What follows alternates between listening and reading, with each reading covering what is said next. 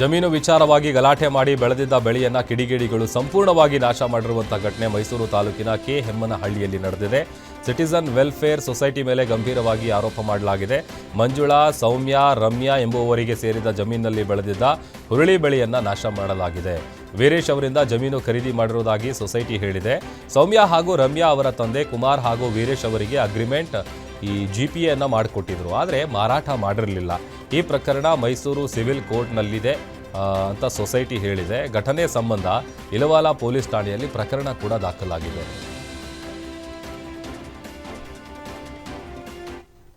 ಬೆಳೆ ಉಳ್ಳಿ ಬೆಳೆ ನಾಶ ಮಾಡ್ಬಿಟ್ಟಿದ್ರೆ ಸುಮ್ಮನೆ ಇರ್ತಿದ್ರೇನ? ಇವ್ರಿಗೆ ಯಾರಪ್ಪ ಪರ್ಮಿಷನ್ ಕೊಟ್ಟರೆ ನಿಮಗೆ ಬೆಳೆ ನಾಶ ಮಾಡಿ ಅಂತ ಪರ್ಮಿಷನ್? ಬೆಳೆ ಉಳ್ಳಿ ಉಳ್ಳಿ ಒಬ್ರೆ ನೀವು ಕರ್ಸಿದಿರಲ್ಲ, ನೀವು ಯಾರಪ್ಪ ನೀವು? ಯಾರು ನೀವು? ರೌಡಿಗಳ? ಬರ್ಲಿ ಪೊಲೀಸು. ಒಬ್ರೆ ನೀವು ಕರ್ಸಿದಿರಲ್ಲ, ನೀವು ಯಾರಪ್ಪ ನೀವು? ಯಾರು ನೀವು? ರೌಡಿಗಳ? ಬರ್ಲಿ ಪೊಲೀಸು.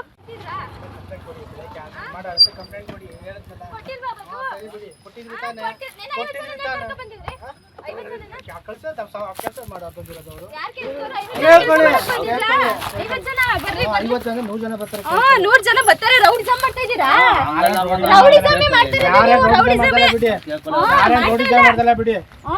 ಅಷ್ಟೇ ಕೊಡ್ತೀರಿ, ಓಡ್ ಬಂದ್ಬಿಡ್ತವೆ. ಏನ್ ಸಣ್ಣ ನಡ್ಸ್ಕೊಬಿಟ್ರೆ ಎದ್ರಕೊಬಿಡ್ತಾರೆ ಅಂತ.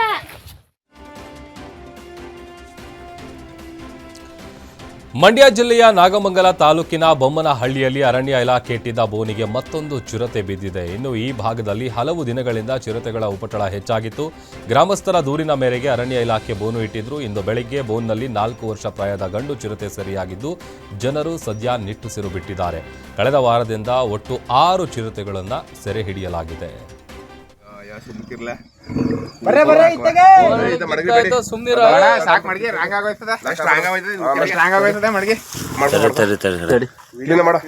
ಅದ್ ಮುರ್ಗಿರ್ದ ಹೋಗ್ಬಿಡ ಯಾವ್ದಾರು ಒಂದ್ ತಂತಿ ಎದ್ಬಿಟ್ರು ಕಷ್ಟ. ವೆಲ್ಡಿಂಗ್ ಒಂದ್ ಮುರ್ದೋದ್ರ ಕಷ್ಟ. ಆಮೇಲೆ ವೆಲ್ಡಿಂಗ್ ಮಾಡಿರೋದು ಬಿಟ್ಟಿದ್ದವು. ಸುಮ್ಕಿರ್ಲ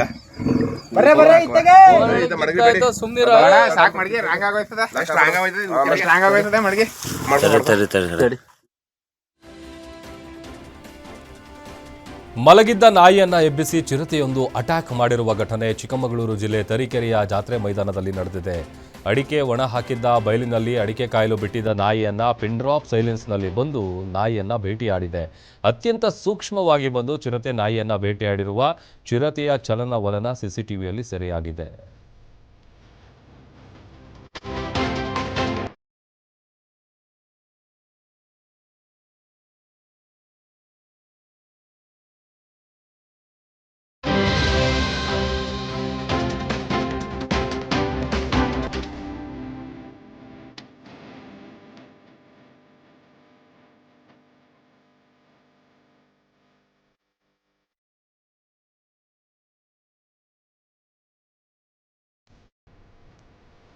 ಬಾಗಲಕೋಟೆ ಜಿಲ್ಲೆಯ ಇಳಕಲ್ ನಗರದಲ್ಲಿ ಬೈಕ್ ಸವಾರರಿಗೆ ಪೊಲೀಸರು ದಂಡದ ಬಿಸಿ ಮುಟ್ಟಿಸಿದ್ದಾರೆ. ಸಂಚಾರಿ ನಿಯಮ ಉಲ್ಲಂಘನೆ ಮಾಡುವವರಿಗೆ ದಂಡವನ್ನು ವಿಧಿಸಿ ಸಂಚಾರಿ ನಿಯಮಗಳ ಬಗ್ಗೆ ಪಾಠ ಮಾಡಿದ್ದಾರೆ.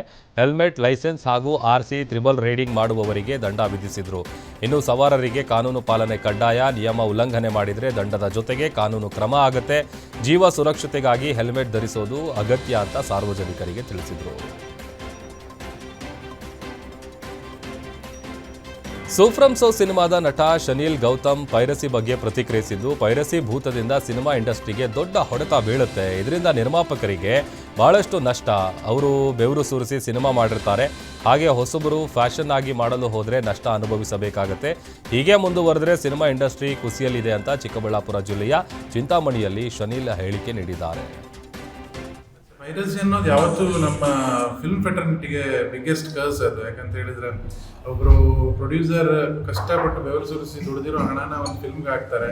ಫಿಲ್ಮ್ನ ಒಬ್ಬ ನಿರ್ದೇಶಕ ಎಷ್ಟೋ ವರ್ಷಗಳಿಂದ ಕನಸು ಕಟ್ಟಿ ಅದನ್ನು ನಿರ್ದೇಶಿಸಿ ಅದನ್ನು ಒಂದು ಪ್ರಾಡಕ್ಟ್ನ ಜನಗಳಿಗೆ ರೀಚ್ ಮಾಡೋ ಹೊತ್ತಲ್ಲಿ ಯಾರೋ ಒಬ್ಬರು ಥಿಯೇಟರ್ ಮೂಲಲ್ಲಿ ಕೂತ್ಕೊಂಡ ಅಥವಾ ಏನೋ ಒಂದು ಗಿಮಿಕ್ ಮಾಡ್ಕೊಂಡ ಆ ಸಿನಿಮಾನ ಸೆರೆ ಹಿಡಿದು ಅದನ್ನು ತಗೊಂಡೋಗಿ ಕದ್ದು ಮುಚ್ಚಿ ಬೇರೆಯವ್ರಿಗೆ ಮಾಡ್ತಾರಲ್ಲ, ಅದು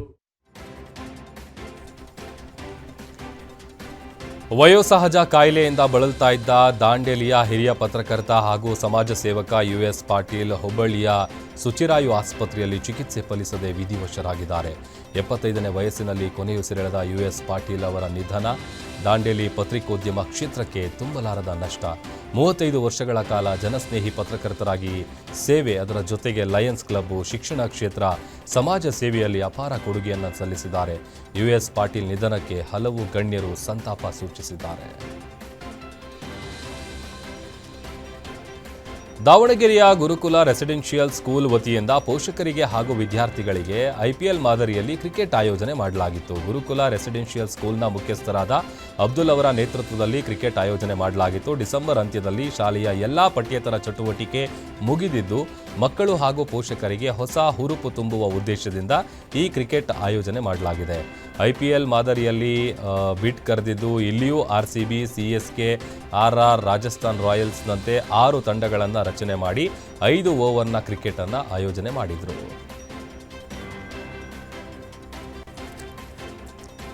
ರಾಯಚೂರು ಜಿಲ್ಲೆಯ ಸಿರವಾರ ತಾಲೂಕಿನ ಕವಿತಾಳ ಪಟ್ಟಣದಲ್ಲಿ ಕರೀಂ ಸಾಬ್ ಕುಟುಂಬ ಕೋಮು ಸೌಹಾರ್ದತೆಗೆ ಮಾದರಿಯಾಗಿದೆ. ಕಳೆದ 4 ವರ್ಷಗಳಿಂದ ಅಯ್ಯಪ್ಪ ಸ್ವಾಮಿ ಮಾಲಾಧಾರಿಗಳಿಗೆ ಪ್ರಸಾದದ ವ್ಯವಸ್ಥೆಯನ್ನ ಮಾಡ್ತಾ ಇದ್ದು, ಮಾಲಾಧಾರಿಗಳ ವಿಧಿವಿಧಾನ ಮತ್ತು ಸಂಪ್ರದಾಯದಂತೆ ಭೋಜನವನ್ನು ಸಿದ್ಧಪಡಿಸಲಾಗ್ತಾ ಇದೆ. ಕರೀಂ ಸಾಬ್ ಕುಟುಂಬವು ಯಾವುದೇ ಧರ್ಮದ ಕಾರ್ಯಕ್ರಮ ಇರಲಿ ಅದರಲ್ಲಿ ಬಹಳ ಉತ್ಸಾಹದಿಂದ ಪಾಲ್ಗೊಳ್ಳೋದಾಗಿ ತಿಳಿಸಿದೆ. ಸುಮಾರು 35ಕ್ಕೂ ಹೆಚ್ಚು ಮಾಲಾಧಾರಿಗಳು ಈ ಭೋಜನ ವ್ಯವಸ್ಥೆಯಲ್ಲಿ ಭಾಗಿಯಾಗಿದ್ದು, ಇವರ ಸೇವೆಗೆ ಎಲ್ಲೆಡೆ ಶ್ಲಾಘನೆ ವ್ಯಕ್ತವಾಗಿದೆ.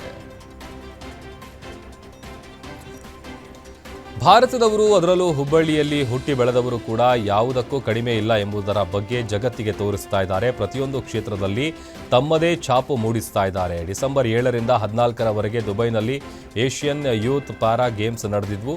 ಇದರಲ್ಲಿ ಭಾರತದ ಆಟಗಾರರು ತಮ್ಮ ಕಲೆ ಮೂಲಕ ವಿದೇಶಿ ನೆಲದಲ್ಲಿ ಛಾಪು ಮೂಡಿಸಿ ಪದಕಗಳನ್ನು ಗೆದ್ದಿದ್ರು. ಪದಕ ಗೆದ್ದಿದ್ದವರಲ್ಲಿ Bharathi B 1 silver medal, Soumya 2 gold medals, Mohit Pal 3 gold ಮೆಡಲ್ಸ್ಗಳನ್ನು ಗೆದ್ದಿದ್ರು.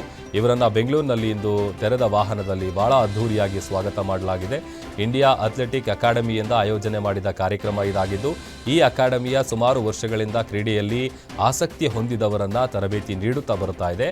ಇಲ್ಲಿಯವರೆಗೆ ಸುಮಾರು 300 ಜನರಿಗೆ ತರಬೇತಿಯನ್ನು ಕೊಡಲಾಗಿದೆ.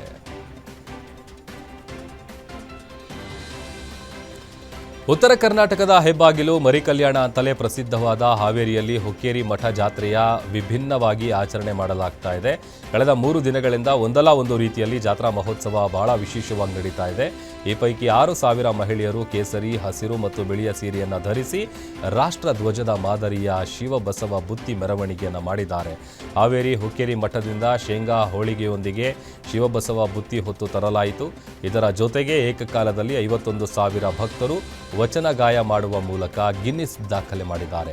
ಬಸವಣ್ಣನವರ 3 ವಚನ, ಚನ್ನಬಸವಣ್ಣನ 2 ವಚನ, ಅಲ್ಲಮ್ಮ ಪ್ರಭು ಅವರ 1 ವಚನ ಹಾಗೂ ಅಕ್ಕಮಹಾದೇವಿ ವಚನ ಸೇರಿದಂತೆ ಶಿವಶರಣೆಯ ವಚನ ಗಾಯ ಮಾಡಲಾಯಿತು. ಈ ಮೂಲಕ 50ನೇ ವರ್ಷದ ಜಾತ್ರಾ ಮಹೋತ್ಸವವನ್ನು ಬಹಳ ಅರ್ಥಪೂರ್ಣವಾಗಿ ಮಠವು ಆಚರಿಸ್ತಾ ಇರೋದು ಭಕ್ತರಿಗೆ ಸಂತಸ ತಂದಿದೆ.